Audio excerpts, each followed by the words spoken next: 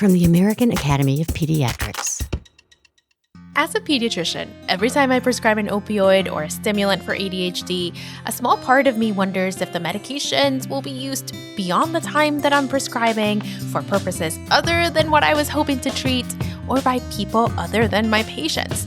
And I realize I might sound paranoid, like, why would I think this? But these types of things happen. It even has a name: non-medical use of controlled medications. Just a bit of a mouthful. Today, we're talking all about it. As soon as the medication is used other than a way that it was prescribed or intended, then there are risks. And if it's not prescribed to you, then there's no way of knowing really if it's the right dose or if it's the right amount of the right substance or medication to help you with any of these effects potentially.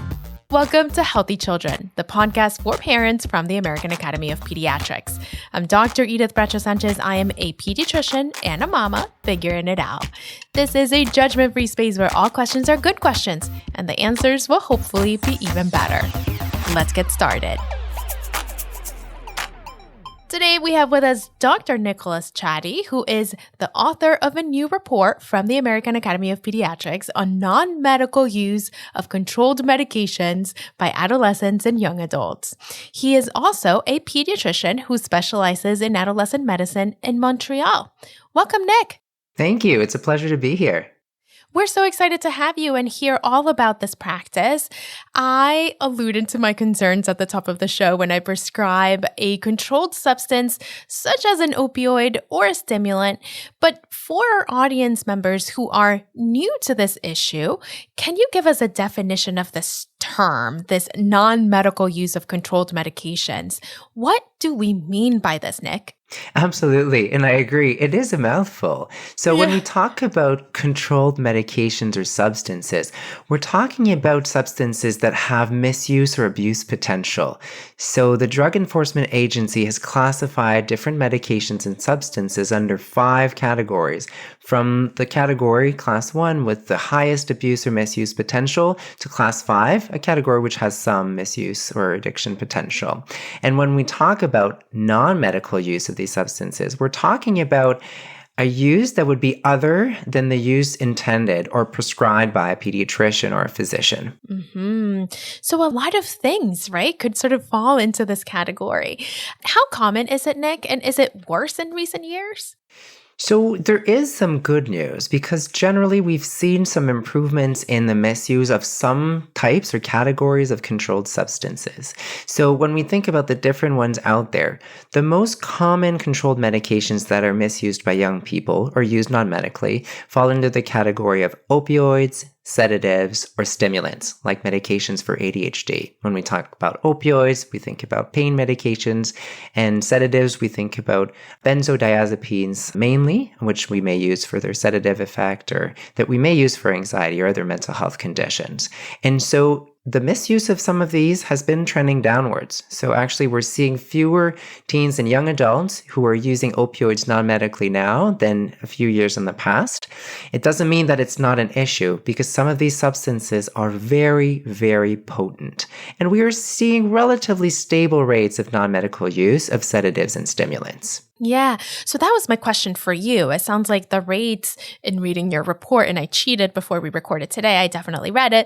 It sounds like the rates have been on the decline, but you and your team still put this report out right now because of how serious it is. Tell us a little bit more about what the concern is when these substances are used in a way that wasn't prescribed, Nick. Absolutely. And we're seeing trends that are going up and down. And it's been the case with substance use or misuse of medications for years now. And so we need to keep an eye open for trends and what's going to keep happening. So depending on the type of substance that's being used non-medically, the risk can be very severe. If we think about an opioid or a sedative, we can certainly think about the risk for overdose. And what we've seen in the past few years is an increase in overdose deaths and overdose-related hospitalizations in young people.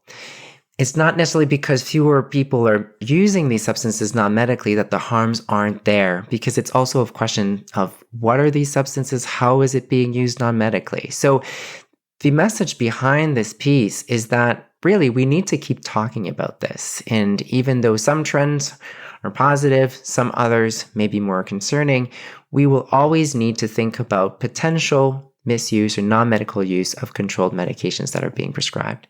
Yeah, and before we move away from talking about the trends, tell us about the why, or as much as we can understand right now about the why. I mean, why is this happening? Why are adolescents and young adults using these prescribed medications in ways other than they were prescribed? Is it that they're seeking out new experiences? Is mental health playing a role? Just help us disentangle this as best you can with the data that we have. Absolutely. And you've just given some really interesting thoughts. So young people may be trying to use a controlled substance non-medically for expected effects. So they may think that it would help them cope with pain or untreated mental health symptoms or focus better in school. We know that some of these controlled substances are prescribed for those reasons. So it could be tempting for a young person to say, well, hey, I think I have this problem. What if I try? What if I ask a friend or a family member or relative for a pill just to see what it does for me? And some people will say, well, maybe I should try this, or I could try this and see if it makes me feel good in the moment, right? Get high, quote unquote. So reasons really will vary. And this is what the research shows. But in all cases, as soon as the medication is used other than a way that it was prescribed or intended, then there are risks. And if it's not prescribed to you, then there's no way of knowing really if it's the right dose or if it's the right amount of the right substance or medication to help you with any of these effects potentially. Yeah, it's not the right fit for you. It wasn't prescribed to you. It's not right for you. Now, Nick, how does the rate of use or how commonly the substances are being used vary by race and ethnicity or even by socioeconomic status?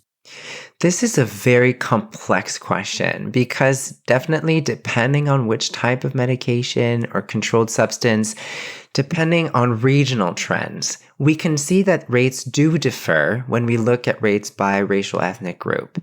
What we do know, however, is that there is no biological characteristic related to race and ethnicity that can predict misuse or non-medical use, that there are several social factors, and you mentioned socioeconomic status, and that can play a role of a risk factor for non-medical use of these substances. So it's a very tricky question, and it's important to try to think about these data in context when we have them. Another group that's been highlighted in some more recent work is use in sexual minority groups. And we really don't have much data looking at gender diverse youth, but we do have some looking at gay, lesbian, and bisexual youth. And generally, we are seeing higher rates of use among these young people. So those are all trends that we can think of, but always we need to take them into consideration, thinking about the context overall.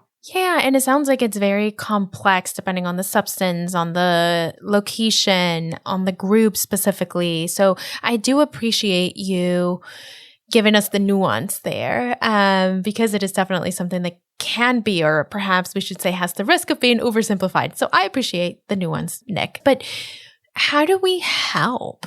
It sounds like it's a pretty complex issue. How do we begin to help? And let's start perhaps with parents. So what can parents do to prevent the use of controlled medications outside of what has been prescribed to their kids? There are so many things that parents and family members and trusted adults, I would say, can do. Starting with an open conversation about misuse or non-medical use of prescription medication. So like we would do with any conversations related to substances, it's good to have these discussions at an early age, at the end of elementary school, just before adolescence and puberty, to say that these are things that do happen, but that have risks, right? It's certainly something that can affect the health, the mental health, the well-being of young people.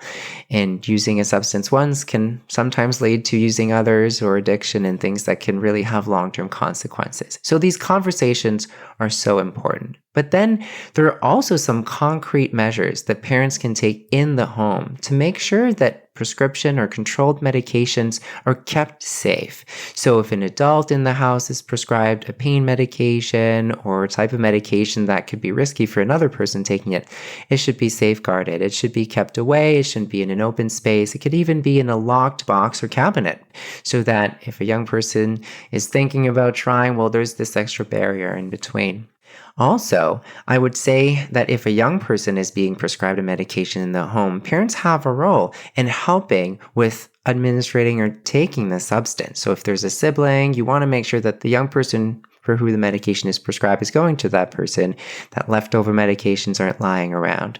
And also, as the young person gets older, helping them sort of gain autonomy about taking medications that can be misused or used non-medically. Yeah, I'm hearing you speak, Nick, and I'm thinking about this concept in pediatrics and in prevention, and especially when it comes to kids and teens, that you as a parent kind of have to start from a place of accepting that it could happen to you, that it could happen to your child, and taking the steps to minimize the risk that it will. And I think those steps that you just gave us are hopefully helpful to people listening at home.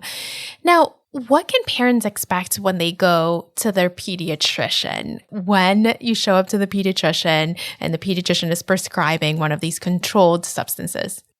That's a great question. So pediatricians, when they prescribe medications that are controlled, will normally go through the effects, the expected effects, and potential side effects. So those directly apply to the person to whom they're prescribed. But also, usually the pediatrician will make sure that there are some instructions about how these medications can be kept safe, how they're administered.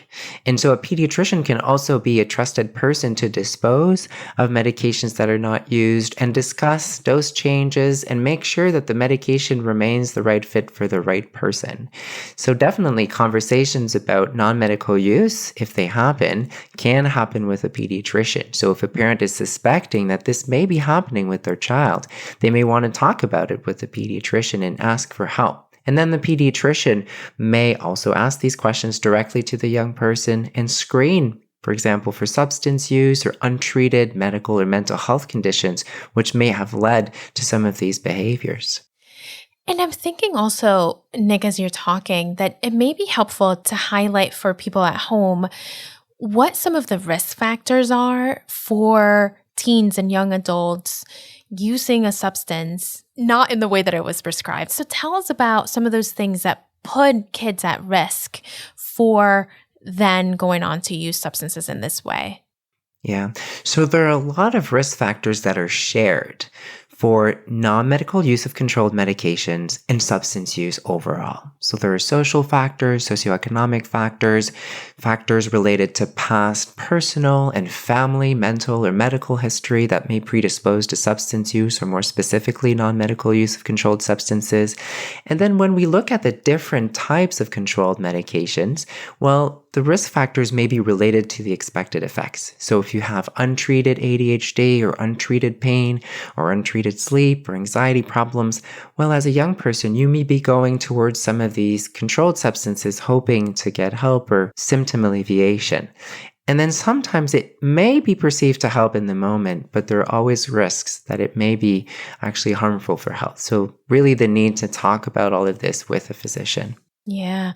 I mean, again, your pediatrician becomes so important, right? If you're noticing mental health difficulties, sleep difficulties, and that being a risk factor, definitely checking in with your pediatrician.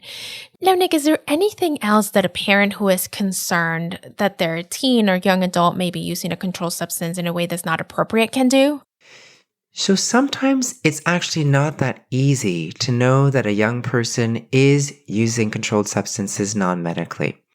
Signs of non-medical use of controlled substances may be hard to pick up on.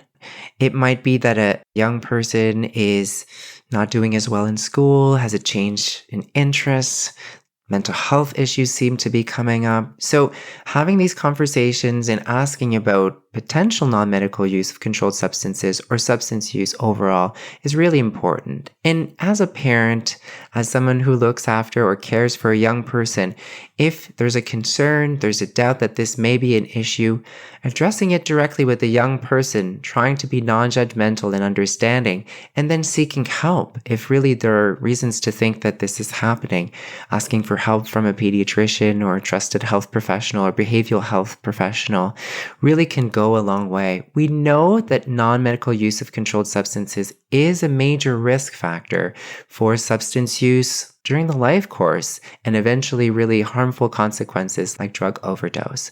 So really, it's important to have these conversations to think about, to keep a high level of suspicion when these things may be happening, but always be non-judgmental and listen. If a parent's trying to seek help for a young person, they're usually doing it because they're concerned and they really love the young person they're taking care of. And sometimes these conversations may be difficult. So keeping in mind that these may be difficult conversations, but in the end, the objective is promoting health and well-being. Yeah, I love that. Coming at it from that angle of curiosity and caring and really loving, your child or the teen or young adult that you are responsible for, right? In a way. So I love the way that you're framing it, Nick. Lastly, we like to end our shows with what we call a parenting prescription. So when it comes to keeping teens and young adults safe around prescribed substances, what is one takeaway for parents, Nick? I think an easy one and a really helpful one would be medications shouldn't be lying around in the home. Keep them away, keep them safe, keep them locked. And if they're not used anymore, dispose of them in a safe way by bringing them back to the pharmacy, a health provider, or even the local police station. Easy thing we all can do. Thank you so much, Dr. Nicholas Chadi, for joining us today. It's been a pleasure. Thank you. And thank you at home for joining us. If you like the Healthy Children podcast, please subscribe on your favorite podcast app and help us spread the word. Follow Healthy Children on YouTube, Instagram, Facebook, and Threads at Healthy Children AAP. And be sure to visit healthychildren.org, the parenting website of the American Academy of Pediatrics. Healthy Children is a production of the American Academy of Pediatrics. Our creative team includes Laura Alessio, Catherine Beard, Garrett Brown, Zach Christman, Ann Johnsos, Kathy Jewell, Doug Nagel, Jackie Ortega, Susan Stevens Martin, Mary Claire Walsh, Hannah Weston. And our theme music was composed by Doug Nagel. We'll be back next week. I'm Dr. Edith Bracho-Sanchez. Thanks for listening.